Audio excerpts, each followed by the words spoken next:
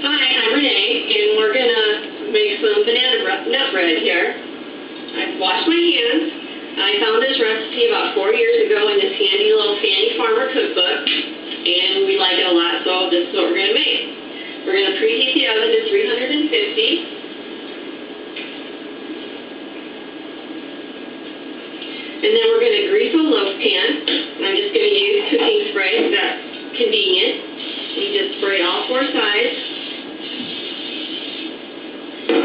It doesn't say anything about having to put flour in the pan, so that's just the greasing. So then we're going to go ahead and mix up bananas. There's 4 bananas here, and I've got them all mushed up.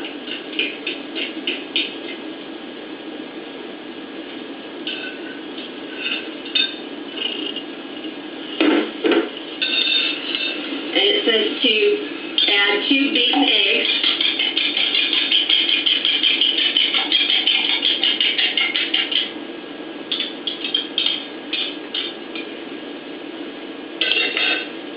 And mix them together.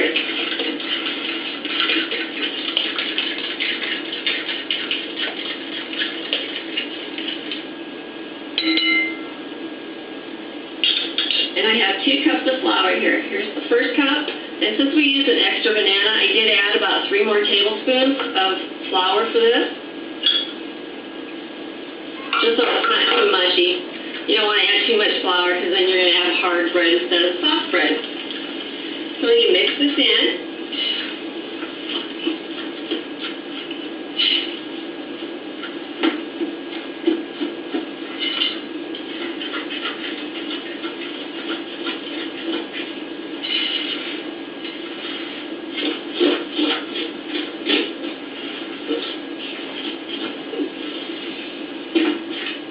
Just trying to move to a bigger utensil.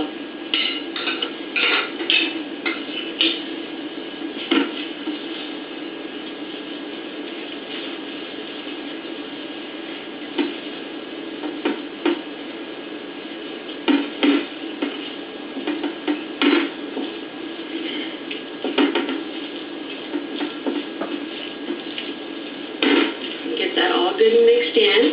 So your flour's all in there. And then you're going to add 3/4 cups of sugar, a teaspoon of salt, and a teaspoon of baking soda.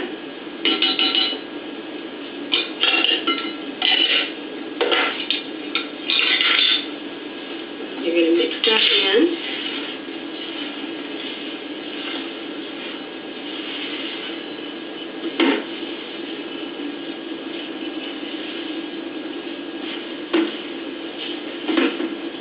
Those are really ripe bananas, so you can really smell the banana.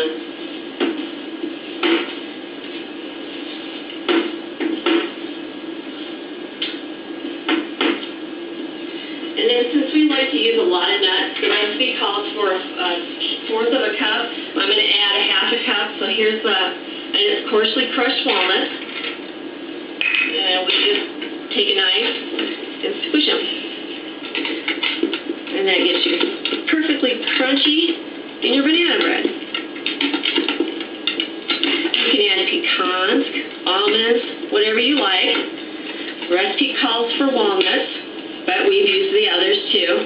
I've also used dried fruit, cranberries, dried cherries, apricots.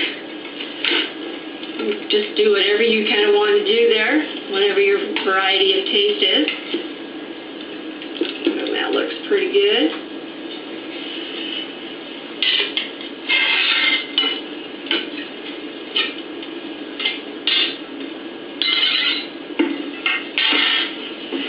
We'll stir those in.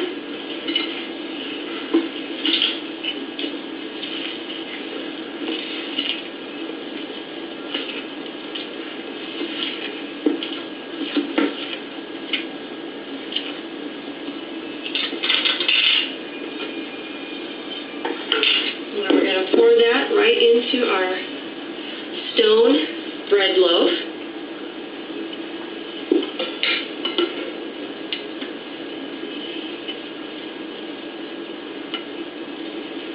And this recipe makes 1 good sized loaf of banana nut bread. So once your oven has reached 350 degrees, you bake this for about an hour.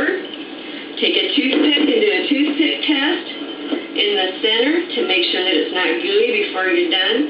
Sometimes when it's a little moisture like this, it takes a little bit, probably about 10-15 more minutes in the oven.